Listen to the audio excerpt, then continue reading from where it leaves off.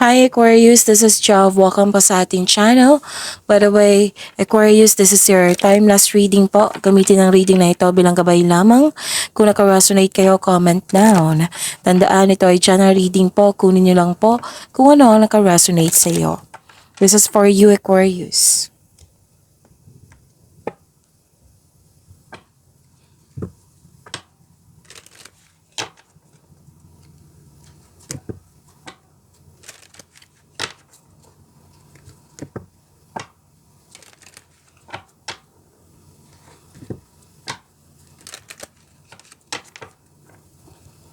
Para po ito sa iyo, Aquarius.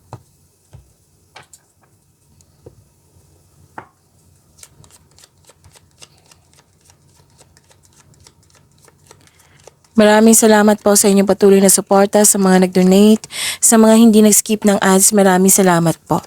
Sa mga hindi pa nag-subscribe, subscribe na po kayo at click bell notification para malaman nyo na may bago tayong video. Para sa mga gustong magpa-reading, comment po kayo ng personal reading.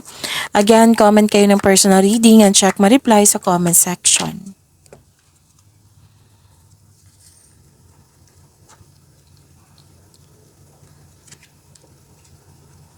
May nag-uusap dito na magkakapatid. Oo. May exciting din na ganap. At wag mo daw kayo maniwala agad sa chismis. Alamin niyo muna kung totoo ba ito or hindi. Career stability, prosperity is yours, Aquarius. Claim niyo po. May dumating na project or opportunity na bibigyan mo ito ng long-term plans and action. May biglaang pagbabago po. May separation ako nakikita dito. Pwedeng literal na separation, pwedeng space,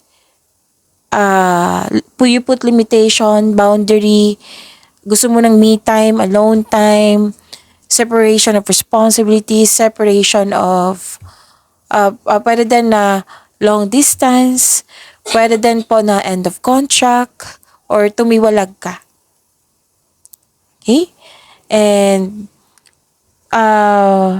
may nakita kong concern dito sa mataas ang ego. May nasikaso ka sa malaking building.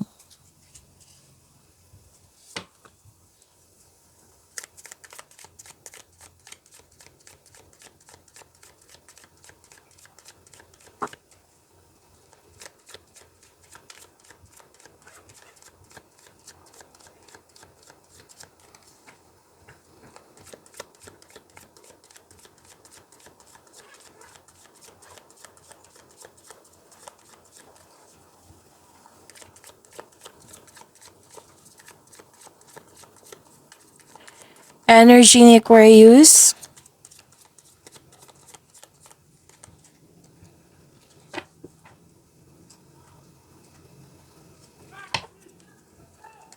So, takpan ko lang ha, baka hindi siya pwede dito sa YouTube.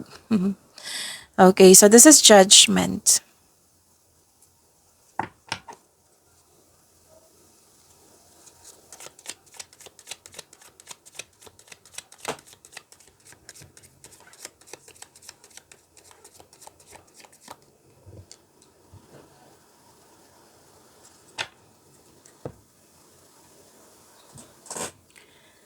Paalala lang po lalo na sa mga bago dito, kung may napansin kayo na repeating message, yan po yung pinupush ng cards niyo po.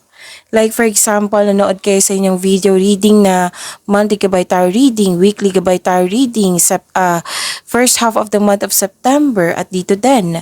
At may napansin kayo na repeating message. Yan po yung pinupush ng cards na kailangan yung bigyan ng atensyon, solusyon at aksyon kung maaari po. So na yung energy ni Aquarius.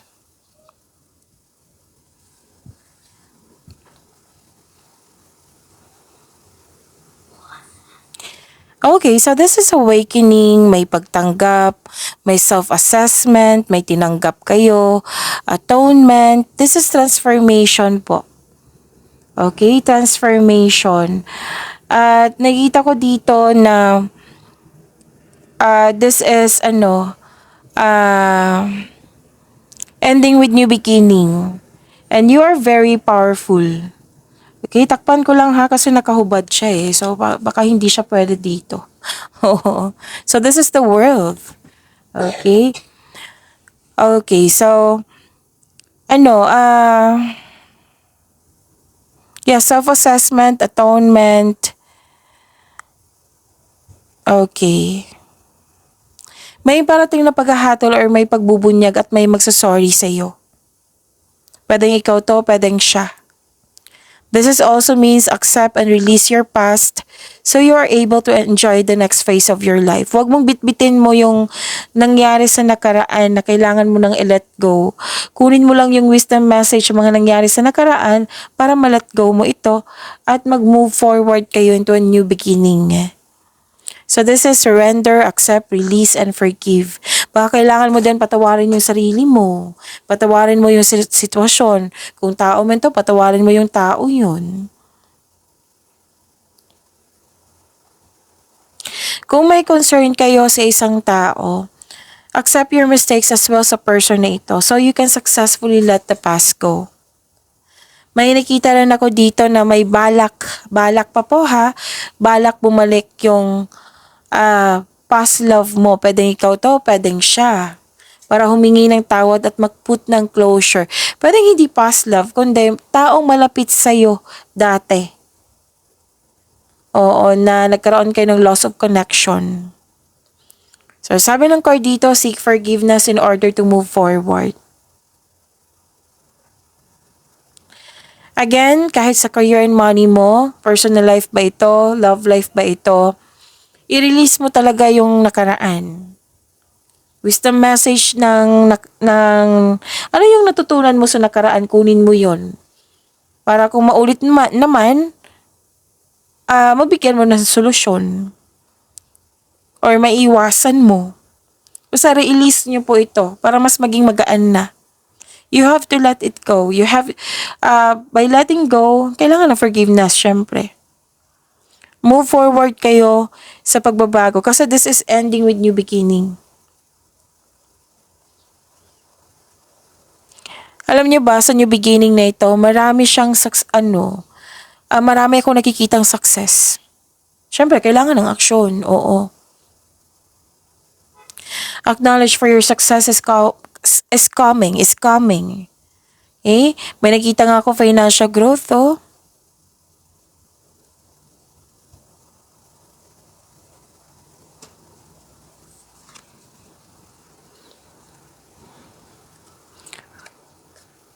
Yan, takpan ko lang. Okay, Aquarius. Successful completion. You're reaping rewards. This is recognition also. May na-accomplish kayo. Dalawang card na mismo nagsabi dito. Itong dalawang card na ito nagsabi na success. Okay? Naging responsible ka. May perfect situation na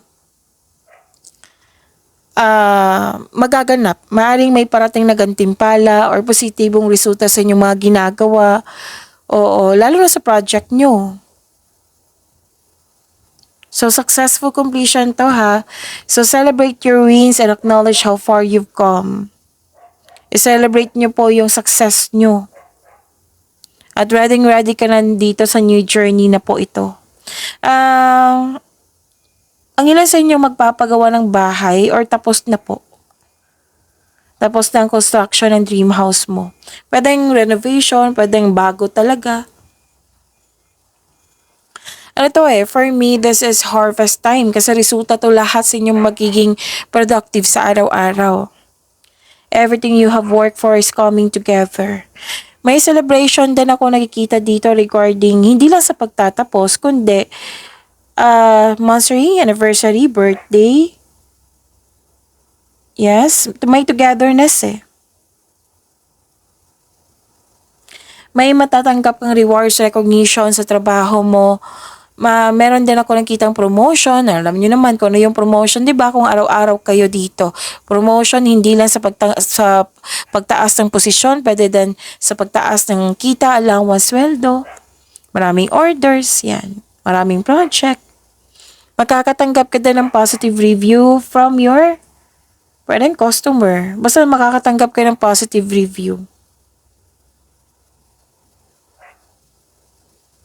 Basta may celebration, which is good. Yan ang yung advice ko sa inyo. Pag may tagumpay, may na-receive kayong blessings, i-acknowledge mo yung bigay ni God sa iyo. Kasi mag-maintain din yan ng positivity sa inyong energy. Hahatak kayo ng mga parating na blessings. Diba? Ang ganda ng dalawang card na ito. Kailangan lang ng takpan kasi nakahubad. Oo.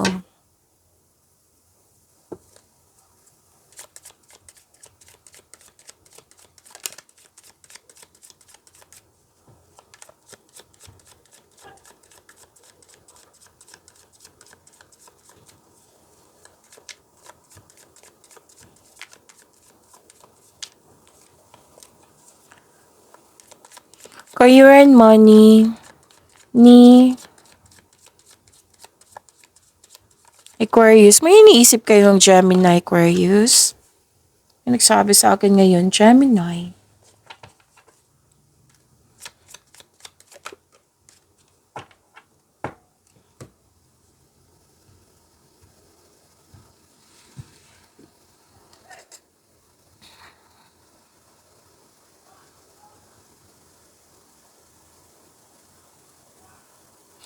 Sa career and money nyo po, Aquarius.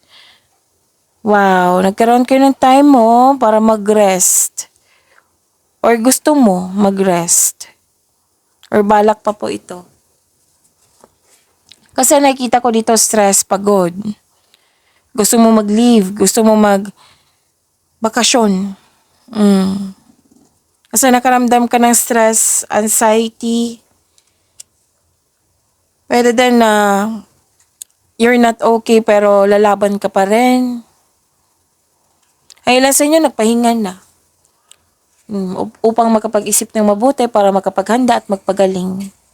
So, ang advice ng card dito, relax your mind, relax your body, calm your mind, and reflect.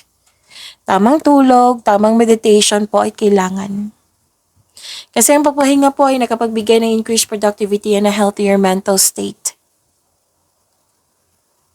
May structure na naman ako nakikita dito. Oo, may balak pa. Na magpagawa ng bahay, negosyo ba? And kitang-kita ko yung stability. So you deserve this vacation. Nagpahingang ilan sa inyo pero lalaban to. Pagbalik dito, lalaban na naman si Aquarius. Magiging productive na naman to.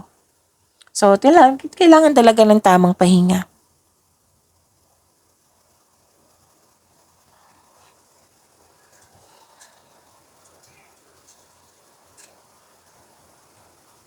May parating na opportunity, Aquarius.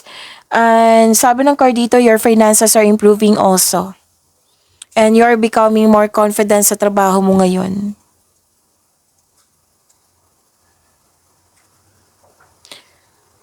May sorry pa rin dito, oh. May isang sorry sa iyo or ikaw ito. Makaka-receive kayo ng good news.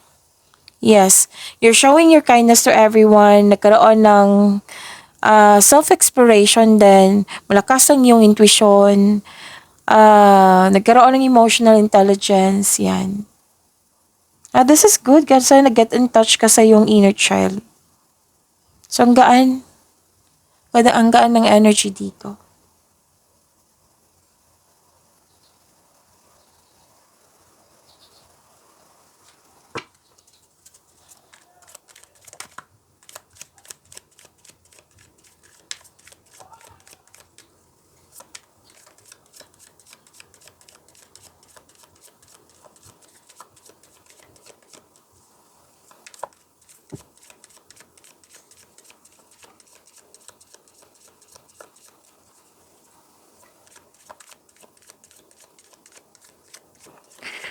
Love life, self-love, partnership, and romance ni Aquarius. May nagsabi na naman sa akin na Libra. So, Gemini, Libra. Might be may iniisip kang Gemini, Libra, or iniisip ka ni Gemini at Libra.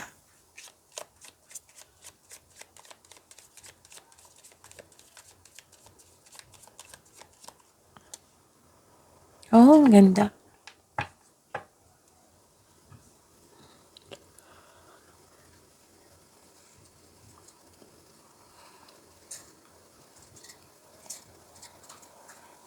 May enjoyment po ako nakikita dito, Aquarius. Sa mga single, you've been doing a great job to love yourself. You love yourself more. May potential din na may mamimit kang posibleng romantic partner. So, do something special for yourself. Tapos, panahon sa sarili to eh. This is good ha. Ang ganda. Ang ganda, Aquarius. And treat mo yung sarili mo dahil deserve mo ito. Okay?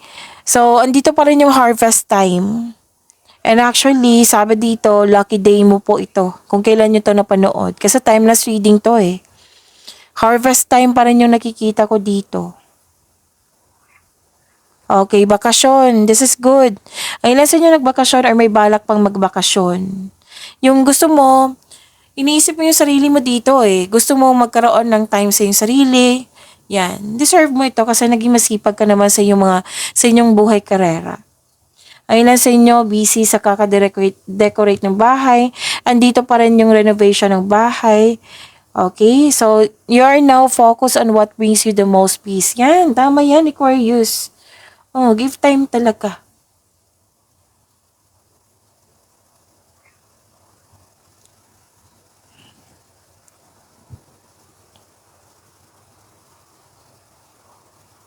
Okay. Ang ganda nito, Aquarius, kasi naka-receive kayo ng love. Naka-receive kayo ng unconditional love. Pwede din may bagong feelings kayo ngayon. May attraction, may bagong relasyon, may bagong kaibigan. Dalawang card na mismo nagsabi dito, nagkaroon ka ng time for yourself. This is good. And nagkaroon ng new beginning. Okay? So, sabi ng card nyo dito, single ka man, may relasyon sa buhay mag-asawa. The divine is offering you a new love. May parating na bagong pag-ibig which can arrive in many forms. Pwedeng self-love to, yung sinabi ko kanina sa dalawang card na ito. Pwedeng bagong relasyon. Pwedeng bagong connection sa isang tao na magbibigay sa iyo ng love, peace, and happiness sa iyong buhay. So, dapat open kayo sa pag-receive ng gift na ito. Kasi nakatadahan na to sa iyo.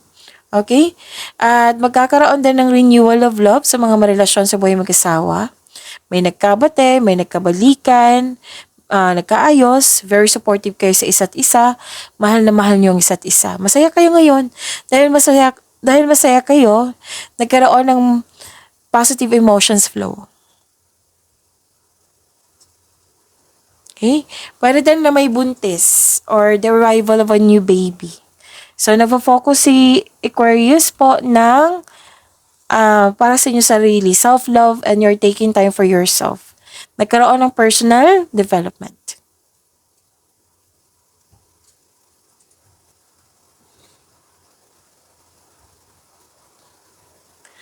Nakita ko rin dito na ipakilala mo na yung partner mo sa group of people. Masaya kayo kasi very supportive yung grupo ng tao sa iyo. Pwede friends mo to, family. Kung single ka, may mamimit kang tao, pwedeng ka-date mo to or kaibigan mo na handang makinig sa iyo, na nag-open up ka about your past.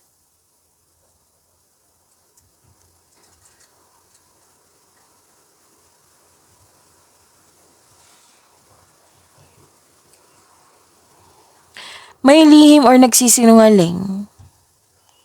So, kailangan maging tapat at bukas makipag-usap ng malinaw sa loob ng inyong connection. Pwedeng basta malapit na tao to sa iyo. Pwedeng person, malapit na kaibigan, yan. Okay, sa mga single po dito na matutuklasan mo na may sekreto yung tao, pwedeng maliligaw mo to, pwedeng malapit na tao to sa iyo. Alam mo na hindi siya totoo sa'yo, pero patuloy pa rin kang sinusuyo ng taong ito. So, baka kailangan nyo mag-usap. Kaya baka kailangan yung, anong tawag dito? Kailangan nyo mag-decide. Okay? Pag-imanin nyo po yung blessings sa binigay sa inyo, Aquarius. See you tomorrow. Maraming salamat po.